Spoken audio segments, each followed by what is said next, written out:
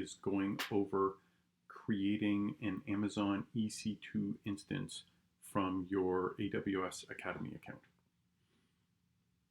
So last time I left you, you were hopefully on the Vocarium's lab section, and you started up your lab and you have a green circle next to AWS.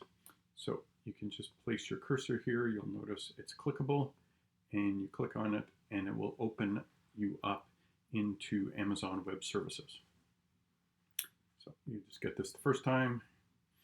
This will be your main landing page to access all the AWS services.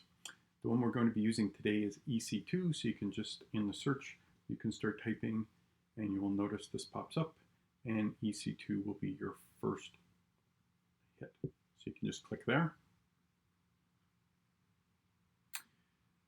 So once you're on the new EC2 page, what we're going to do is we're actually going to scroll down slightly, and we're going to look for an image. So we're going to activate an Amazon Ubuntu image. So we're going to click AMIs, and in this little drop-down menu, owned by me, we don't actually own any at the moment, so we're going to get some public images.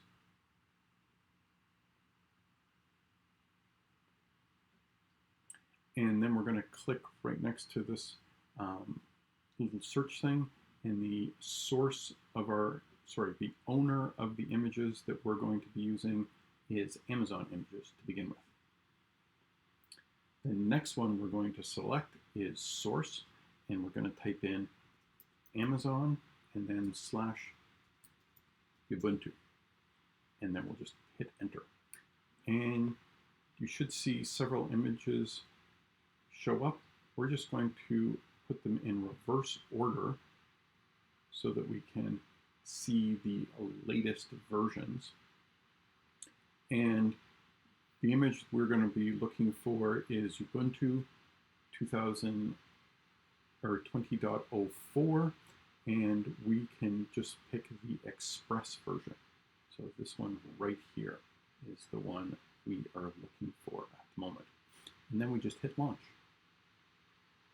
Now there's going to have to be a few settings that we want to change.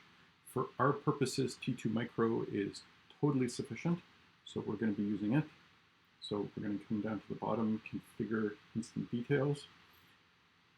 We don't need to change anything on this page, so we're going to go to add storage, and we are going to change this. So we currently have 8 gigabytes of storage.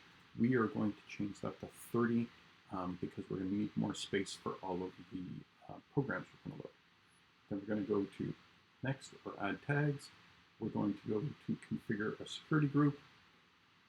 And we could just leave this here. We actually want the SSH with port 20, but what we're going to do is we're going to create a new one and actually give it a name.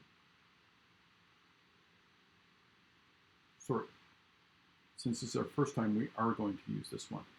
And in the description, we're going to give it SSH so that we know that's what it is.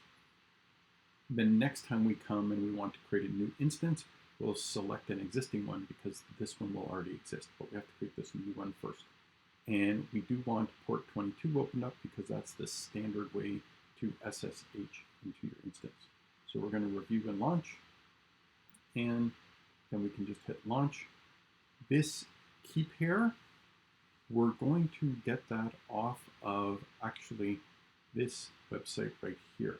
So when we go back here, if we go to details, AWS details, we can download that key right here. So we are just going to choose the existing one, and we're going to make sure it's the Voca key, and we'll acknowledge that we already have that. And that will be sort of like our password to get in.